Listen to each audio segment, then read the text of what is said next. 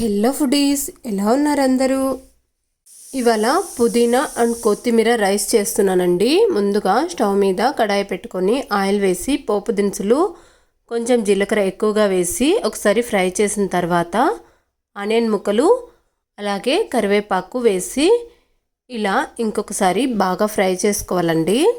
ఇలా స్టవ్ను సిమ్లోనే ఉంచి ఇవి మంచిగా ఫ్రై అయ్యేంత వరకు ఫ్రై చేసుకోవాలి. ఈ కొత్తిమీర పుదీనా రైస్ అయితే టేస్టీగా ఉంటుంది, అలాగే హెల్త్కి కూడా చాలా మంచిదండి. ఇప్పుడు అందులోకి తరిగి పెట్టుకున్న పచ్చిమిర్చి ముక్కలు, ఆనియన్ ముక్కలు, టమాటా ముక్కలు వేసి ఇంకొకసారి బాగా ఇలా కలిపేసి స్టవ్ను సిమ్లోనే ఉంచి ఇంకాసేపు ఫ్రై చేసుకోవాలి. ఇప్పుడు ముందుగా వాష్ చేసి తరిగి పెట్టుకున్న పుదీనా అలాగే కొత్తిమీరను వేసి ఇలా ఒకసారి బాగా కలుపుకోవాలండి.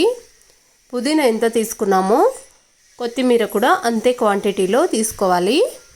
ఇలా కాసేపటి తర్వాత చూస్తున్నారు కదా, ఇలా మంచిగా ఫ్రై అయిపోయిందండి.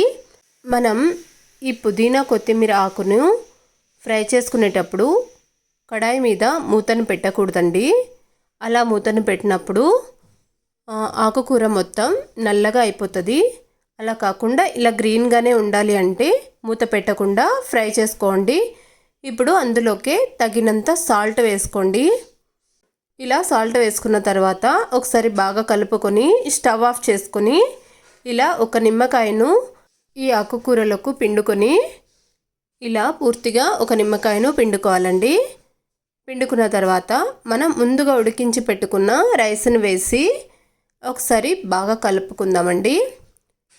చూస్తున్నారు కదా, నేనైతే రైస్ కూడా వేసేసి ఇలా కలుపుకున్నాను. అంతేనండి, పుదీనా కొత్తిమీర రైస్ అయితే రెడీ. ఇలా మీరు కూడా టేస్టీగా హెల్తీగా ఇలా ప్రిపేర్ చేసుకొని ఎలా వచ్చింది అనేది కామెంట్ చేయండి. అలాగే నచ్చితే మాత్రం లైక్ అండ్ సబ్స్క్రైబ్.